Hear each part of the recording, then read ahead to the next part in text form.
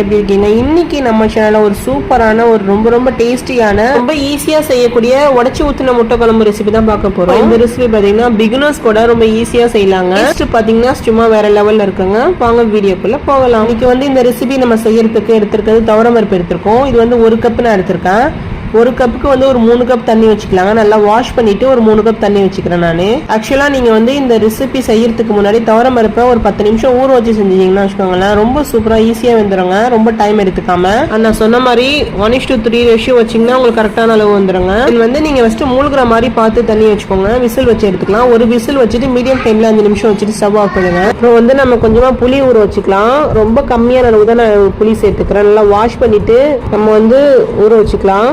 Pressure release ஆனதுக்கு open பண்ணி எடுத்துக்கலாங்க. பாருங்க துவரம் பருப்பு எவ்வளவு அழகா மலர்ந்து வெந்து வந்திருக்குன்னு. சோ இது மாதிரி நீங்க ஊற வச்சு செய்யும் போது பாத்தீங்கன்னா உங்களுக்கு ரொம்ப குயிக்காவே இந்த மாதிரி அழகா வெந்து வந்துருங்க. மத்திச்சுக்கலாம் லைட்டா. நம்ம ஸ்டவ் ஆன் பண்ணி ஒரு சட்டி வச்சுக்கலாம். சோ இதுல ஒரு 3 டேபிள் ஸ்பூன் கடலை எண்ணெய் சேர்த்துக்கிறேன். எண்ணெய் நல்லா காஞ்சதும் நம்ம சோம்பு சேர்த்துக்கலாம். சோம்பு 1 டீஸ்பூன் சேர்த்துக்கிறாங்க. ஆக்சுவலா பாத்தீங்கன்னா சோம்பு சேர்க்கும் போது குழம்புக்கு ஒரு நல்ல பிளேவர் கொடுக்கும். இதுலயே நம்ம 1 டீஸ்பூன் கடுகு சேர்த்துக்கலாம்.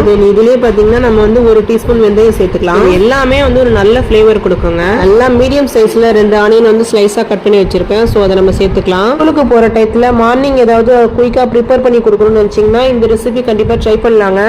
ஏன்னா உங்களுக்கு ரொம்ப டைம் எடுக்காது, ரொம்ப குயிக்காவே செஞ்சிடலாம். இந்த ரெசிபிக்கு நீங்க சின்ன வெங்காயம் ஆட் பண்ணி செஞ்சீங்கன்னா ரொம்ப நல்லா இருக்குங்க.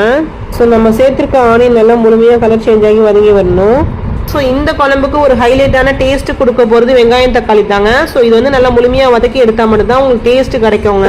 இந்த குழம்புக்கு நம்ம எந்த ஒரு காய்கறியும் சேர்க்காம எக் மட்டுமே வச்சு செய்ய போறோம். அந்த மாதிரி இந்த குழம்பு ரொம்ப டேஸ்டா இருக்குங்க. ஸோ இந்த மாதிரி வெங்காயம் நல்லா வதங்கி வந்திருக்கு பாருங்க. இப்போ நம்ம தக்காளி சேர்த்துக்கலாம். ஸோ நான் நல்ல பழுத்த தக்காளியா ஒரு மீடியம் சைஸ்ல 2 தக்காளி நல்லா ஸ்லைஸா கட் பண்ணி வச்சிருக்கேன். ஸோ அதை நம்ம சேர்த்துக்கலாம். ஆனால் இந்த தக்காளியும் பாத்தீங்கன்னா நல்லா வதங்கி வரணும். நம்ம சேர்த்திருக்க வெங்காயம் தக்காளினா தெரியவே கூடாதுங்க. நல்லா முழுமையா வதங்கி இருக்கணும். ஸோ இது கூட நம்ம கொஞ்சமா உப்பு சேர்த்துக்கலாம். நம்ம பருப்பு வேக வைக்கும் போது பாத்தீங்கன்னா உப்பு நான் ஆட் பண்ணவே கிடையாதுங்க. ஸோ இதோடய ஒரு 4-5 பல் நம்ம பூண்டு சேர்த்துக்கிட்டோம். இது கூட நம்ம 1 டீஸ்பூன் ஃபுல்லா கீ சேர்த்துக்கலாம். 2 டீஸ்பூன் கூட தாராளமா சேர்த்துக்கலாங்க.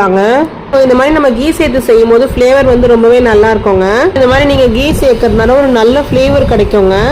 இதுக்கப்புறம் பாத்தீங்கன்னா நம்ம சேர்த்திருக்க தக்காளி இருக்கு பாருங்க, நல்லா முழுமையா வதங்கணும். ஸோ அது வரைக்கும் நல்லா வதக்கி எடுத்துக்கலாம். அப்படியே நம்ம 2 பச்சை மிளகா சேர்த்துக்கலாம். அதாவது பாத்தீங்கன்னா பழுத்த பச்சை மிளகா வந்துச்சுன்னா டேஸ்ட்டுமே ரொம்ப நல்லா இருக்குங்க. இருந்துச்சுன்னா சேர்த்துக்கோங்க. அண்ட் நம்ம இந்த குழம்புக்கு வீட்டில் அரைச்ச மசாலா தான் சேர்க்க போறோம். மார்னிங்ல ஸ்கூலுக்கு போற டைத்துல பாத்தீங்கன்னா நீங்க இந்த மாதிரி குழம்பு செஞ்சு உருளைக்கிழங்கு ஃப்ரை செஞ்சு நீங்க ரைஸை பாயில் பண்ணி உடனே செஞ்சு கொடுத்துடலாங்க. ரொம்ப குயிக்